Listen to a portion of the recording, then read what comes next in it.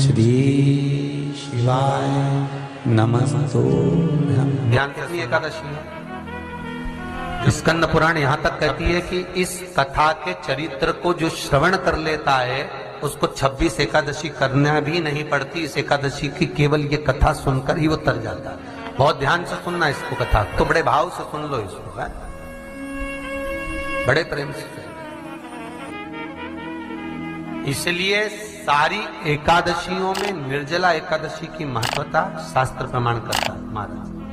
निर्जला एकादशी का उद्यापन जो करा जाता है, उसका उद्यापन और प्रदोष का जो उद्यापन करा जाता है, इन दोनों का क्रम लगभग एक जैसा ही। तो निर्जला पहुंची है और निर्जला ने जाकर भगवान नारायण से निवेदन करा। भगवान विष्णु ने पूछा, क्या बात है निर्जला, आज तुम खेलती हुई यहां पर आकर खड़ी हो गई, क्या हुआ क्या है? क्या तुमको गौलोक धाम में आनंद की अनुभूति नहीं हो रही जो तुम बैकुंठ में आई?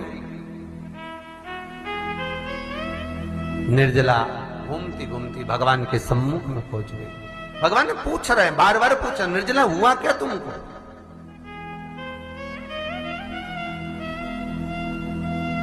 ए निर्जला, ए एकादशी, हुआ क्या है तुमको? क्या कारण है तुम्हारे यहां आने का, बैकुंठ पहुंचने का? बहुत ध्यान देना महाराज। शास्त्र कहता है सोमवार, मंगलवार, बुधवार, गुरुवार, शुक्रवार, शनिवार, ये देवता वो देवता सबके व्रत कर लो, सारे व्रत कर लो, पर ये व्रत आपको परमात्मा के धाम तक लेकर नहीं जा सकते, क्योंकि इनका जो पुण्य है वो मृत्यु लोक में आप थोड़ा सा भी व्रत करते हैं तो पुण्य समाप्त हो जाता है। पर हिंदू धर्म के 3 व्रत ऐसे बता दिए जिन व्रतों का पुण्य समाप्त नहीं हुआ।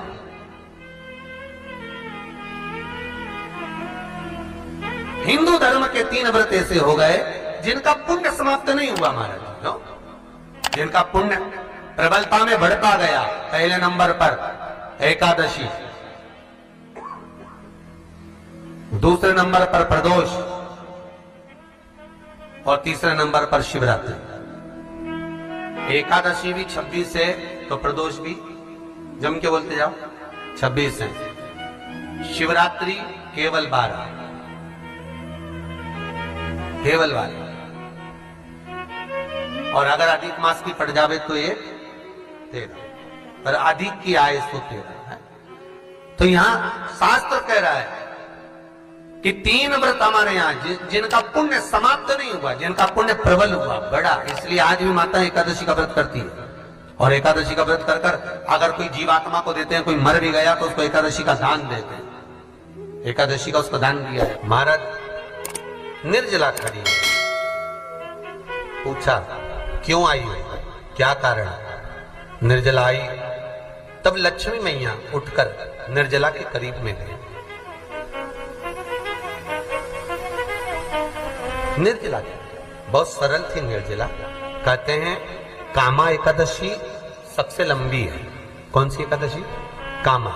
फिर मोक्षदा उससे नीची है महाराज। और निर्जला जो है बिल्कुल छोटा स्वरूप है। निर्जला का मतलब देखा जाए तो केवल 2 चोटी करी हुई है। मस्तक पर भोर लगा हुआ है निर्जला के, माथे पर बिंदी लगी हुई है निर्जला के, सुंदर गले में तुलसी की मालाएं पहनी है निर्जला, हाथ में जो हाथ फूल जैसी माताएं पहले पहनती थी, आपको ध्यान में होगा, ऐसा बड़ा फूल होता था, अंगूठियां पड़ी होती थी, हाथ में ऐसा लगा रहता है। तो निर्जला हाथ फूल भी तुलसी के धारण करी। बड़ा सुंदर स्वरूप है माता निर्जला का महाराज। छोटी है तो माता लक्ष्मी उनके पास में गई और निर्जला से जाकर पूछा, निर्जला तेरे आने का कारण क्या है, तू बता। नारायण आपसे पूछ रहे हैं कि क्यों आई हो, किस लिए आई हो, क्या है तुम्हारे आने का कारण?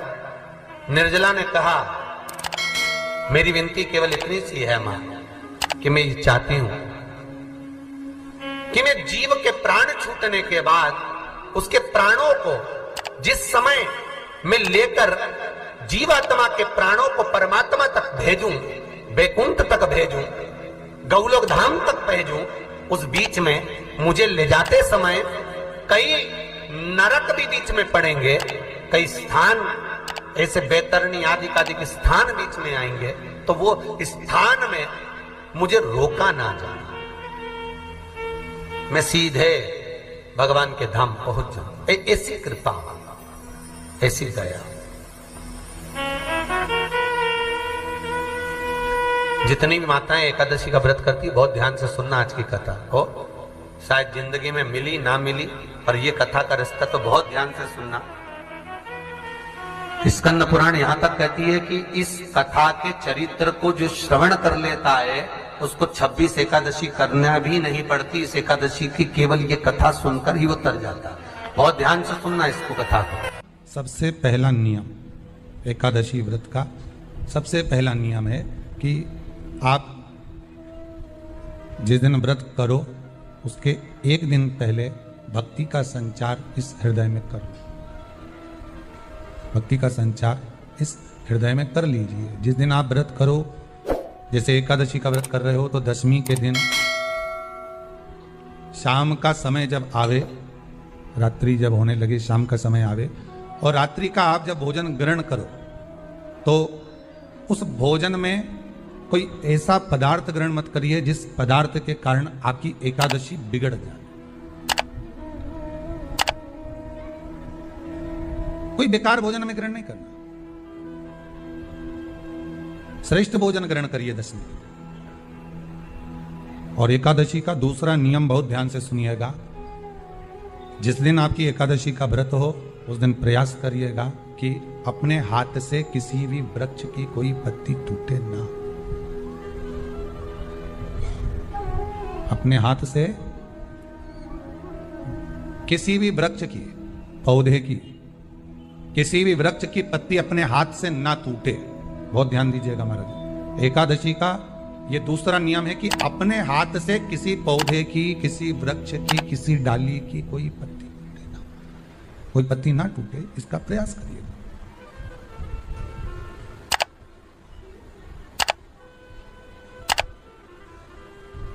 कितना सुंदर व्याख्यान कहा है, कितना सुंदर वर्णन है महाराज कि मात्र एकादशी का व्रत कर लेने पर, मात्र एकादशी का व्रत कर लेने पर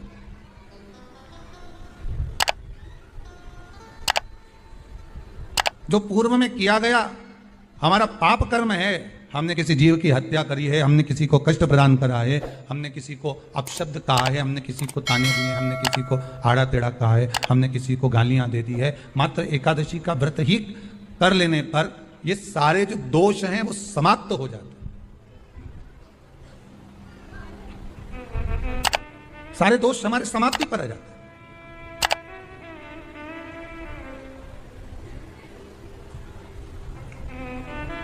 अब एक विचार करिएगा थोड़ा सा अपने मन में, अपने चित्त में, अपनी वृत्ति में एक बात उतारिएगा, एक अपने मन में एक बात को उतार कर रखिएगा कि आप अपने पाप को, अपने पाप कर्म को जिस दिन क्षीण करने वाले हो, समाप्त करने वाले हो, अपने पाप को आप जिस दिन समाप्ति पर लेकर जा रहे हो तो उसके एक दिन पहले आपको प्रसन्नता होना चाहिए कि नहीं होना चाहिए कि कल मेरा पाप कटने वाला है, कल मेरा पाप समाप्त होने वाला है। जो मैंने पाप कर्म करा है वो समाप्त होगा, जो मैंने पाप कर्म करा है वो कल समाप्त हो जाएगा। तो एक दिन पहले आपके चेहरे पर प्रसन्नता हो कि ना हो?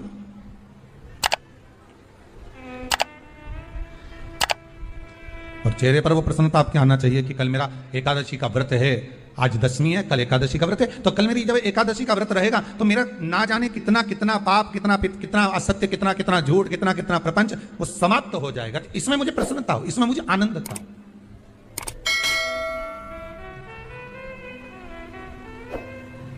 तो क्या कहा गया कि प्रयास करिएगा कि एकादशी के दिन कोई वृक्ष की, कोई डाली की, कोई कोपल की कोई पत्ती ना तोड़ी जाए। क्यों?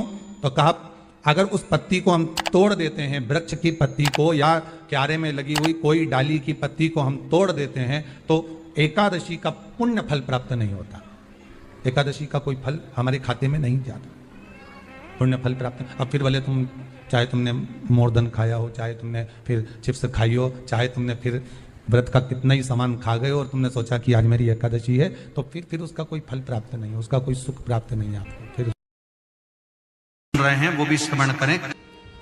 एकादशी के दिन बन सके एक बेलपत्र, उस बेलपत्र के मध्य भाग में बीच वाली पत्ती पर लाल चंदन और दोनों पत्तियों पर पीला चंदन, नीचे वाली दोनों पत्तियों पर पीला चंदन, बीच वाली पत्ती पर लाल चंदन और दोनों पत्तियों पर पीला चंदन। और इसी बेलपत्र के साथ में जो लाल चंदन वाला जो पत्ती है उस पर एक श्वेत पुष्प, सफेद फूल रखकर आप अपनी कामना कर जब आपको जल चढ़ाते चढ़ाते 3 महीना, 4 महीना, 5 महीना, 6 महीना आपके हो जाए और बाबा देवाधिदेव महादेव को जल चढ़ाते चढ़ाते समय बीत जाए, तब बाबा से अपने दिल की बात कहने के लिए लाल चंदन, सफेद पुष्प, पीला चंदन दोनों पत्तियों पर अपने हाथ में लेकर कामना कर अशोक सुंदरी वाली जगह पर जब हम उसको समर्पित कर, अशोक सुंदरी वाली जगह पर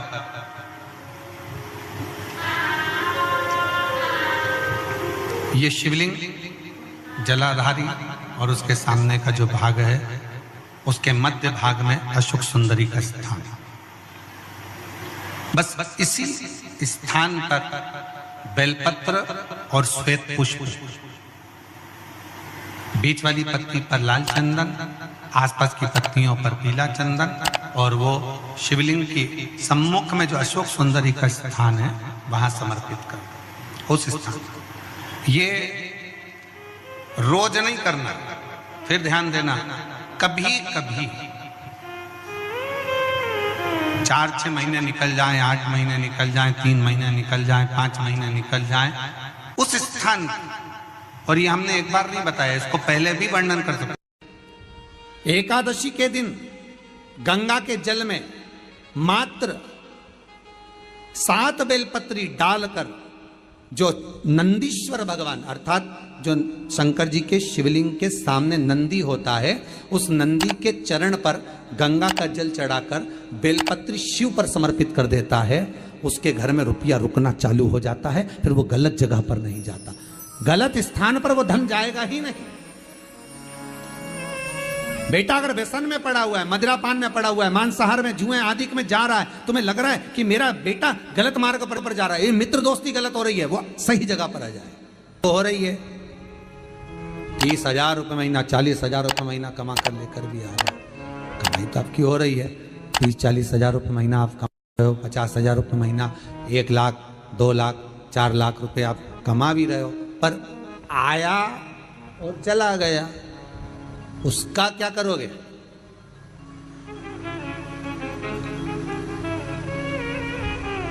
उसका करना क्या है? बहुत सुंदर संवाद है, ध्यान दीजिएगा। जिसके घर में कमाने वाले 2-4 हैं, पैसा तो आ रहा है पर घर में टिक नहीं रहा, डॉक्टर में, पुलिस में, एक्सीडेंट आदि में, कहीं गलत जगह पर व्यसन में अगर पैसा जा रहा है, जुए में, मांसाहार, मदिरा पान, या कहीं आया पैसा आने में कमी नहीं, आ रहा है पर टिक नहीं रहा, रुक नहीं रहा, कोई मांगने आ गया, दे दिया, फिर वहां से अपने पास नहीं आ रहा, अपन कह रहे हैं भैया हमारा पैसा लौटा दो, नहीं आ रहा।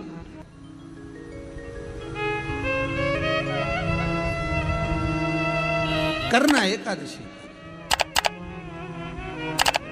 कई लोग इसको धन के लिए भी करते हैं, संपदा के लिए, संपदा के लिए अर्थात जिसका व्यापार नहीं चलता, जिसके घर में पैसा नहीं आता, या नौकरी नहीं लग रही, या सर्विस नहीं लग रही, आप अप्लाई कर रहे हो, जगह जगह जाकर इंटरव्यू भी दे रहे हो और पैसा नहीं आता, तो उसके लिए भी प्रयास किया जाता है। पर उसके लिए यहाँ पर जो धन के लिए करते हैं, उसके लिए विष्णुपदी के लिए करते हैं। मतलब जैसे गंगा के जल में तुलसी के 11 पत्ते डाले जाते हैं।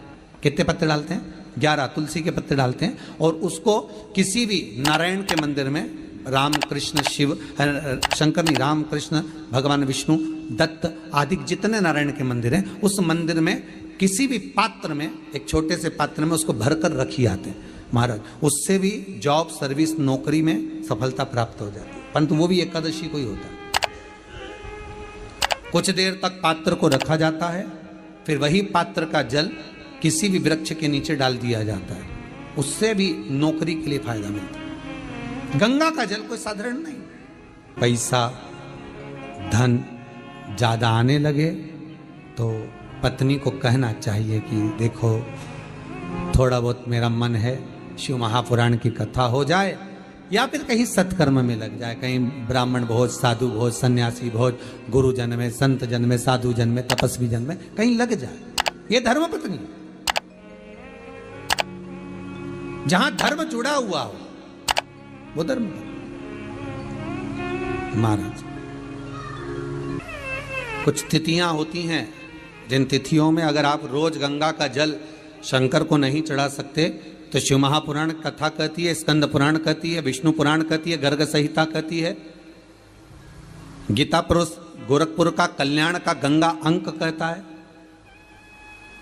कि कुछ तिथियां भारत की भूमि पर ऐसी वर्णित है जिन तिथियों में भी गंगा का जल हम शिव को अगर एक बूंद भी समर्पित कर रहे हैं, गंगा का जल मात्र एक आधी चम्मच भी, आचमन जितना भी अगर हम शिव को समर्पित कर रहे हैं तो उसका सुख आनंदित है। जैसे पंचमी तिथि, नवमी तिथि, दशमी तिथि, एकादशी, प्रदोष, पूर्णिमा, अमावस्या, ये तिथियां हमारे यहाँ जो दी गई हैं, इन तिथियों में अगर हम गंगा का मात्र थोड़ा सा जल भी अगर जल के पात्र में डालकर गंगा जी का जल थोड़ा सा भी शिव के पास लेकर जा रहे हैं तो ये एक भाव अपने भीतर होना चाहिए कि आप केवल गंगा का जल साधारण शिव मंदिर में समर्पित नहीं कर रहे हो, आप गंगा का जल भले अपने घर से लेकर जा रहे हो और थोड़ा सा भी जल ले जाकर अगर शिव को समर्पित कर रहे हो तो तुम्हारे भीतर यह भाव होना चाहिए कि मैं गंगोत्री से जल भरकर सीधे रामेश्वर में ले जाकर गंगा के जल को समर्पित कर रही हूँ। श्रावण के महीने में या अन्य महीने में आप शिव को समर्पित कर रहे हैं, यह आपके भीतर एक भाव उत्पन्न होना चाहिए। एक बात आपको कही थी गुरु महिमा में कि घर से जब निकला करो ना तो भगवान देव अधिदेव महादेव का नाम लेकर श्री शिवाय नमस्तुभ्यम। घर से जब निकलो, कोई कार्य के लिए जा रहे हो तो आप श्री शिवाय नमस्तुभ्यम का स्मरण कर कर जाइए। आप किसी काम के लिए आगे बढ़ रहे हो, श्री शिवाय नमस्तुभ्यम का स्मरण कर कर जाइए। जिस समय आपके मुख से श्री शिवाय नमस्तुभ्यम का स्मरण हो जाए या शिवलिंग का स्पर्श हो जाए या शंकर का अनुमोदन कर कर ओम नमः शिवाय बोलकर या राम बोलकर, कृष्ण बोलकर, शिव बोलकर, आपके भीतर जो रमा हुआ है, आप राम को मानते हैं आप राम को माने, हम मना नहीं करेंगे। आप कृष्ण को माने तो कृष्ण को माने, हम मना नहीं करेंगे। आपका दिल जिससे लगे, आपका चित्त वृत्ति जिससे लगे, और उस पवित्र भूमि में ना जाने कितने साधक, कितने साधु, कितने तपस्वी, कितने संत, कितने महात्मा, कितने जोगी, कितने सन्यासी, कितने ब्राह्मण जन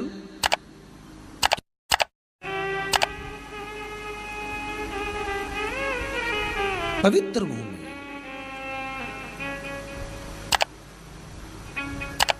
और उस पवित्र भूमि में ना जाने कितने साधक, कितने साधु, कितने तपस्वी, कितने संत, कितने महात्मा, कितने जोगी, कितने सन्यासी, कितने ब्राह्मण जन, कितने विद्वत जन इस भारत की भूमि पर भ्रमण करते रहते हैं, तप साधना करते रहते हैं, उपासना करते रहते हैं, मंत्र जाप स्मरण करते रहते हैं।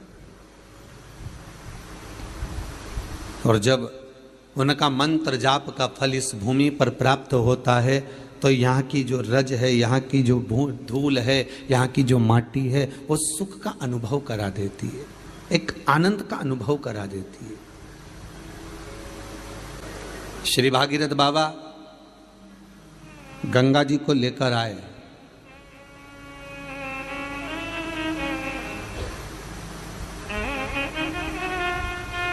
भागीरथ बाबा तो गंगा जी को लेकर आए 60,000 काकाओं के उद्धार के लिए, और वो गंगा भी बहती हुई गौमुख से लेकर चलते चलते चलते चलते वो गंगा भी कलकत्ता तक जब पहुंची है, गंगा सागर तक जब पहुंची है, तो उसके घाट पर, उसके तट पर, गंगा महारानी के किनारे पर जितने जितने भक्त, जितने साधु, जितने सन्यासी, जितने साधक, जितने उपासक, जितने जीव रह रहे हैं, ये गंगा उनका कल्याण कर रही है। और जो उसकी शरणागति में जा रहा है, गंगा उसका उद्धार कर रही है। गंगा किसको संवारती है?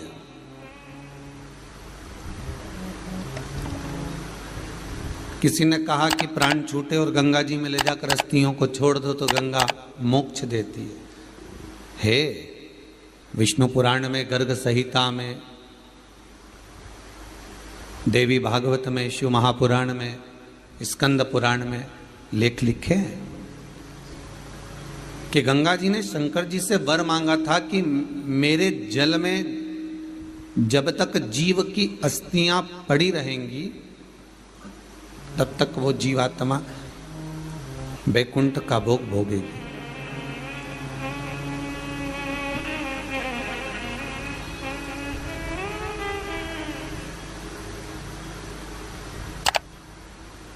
पर गंगा जी ने एक बात और कही है, शिव महापुराण में आपने श्रवण करा ना करा, पर एक बात और गंगा जी कह रही हैं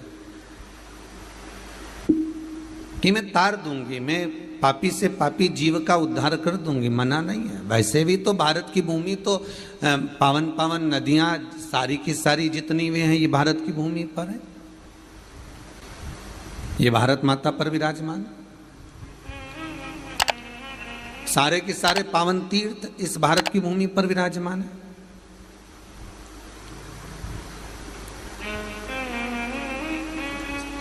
पुण्यमय नदियां, पुण्यमय तीर्थ, पुण्यमय तालाब, सरोवर जितने भी हैं ये सब इस भारत की भूमि पर हैं। गंगोत्री में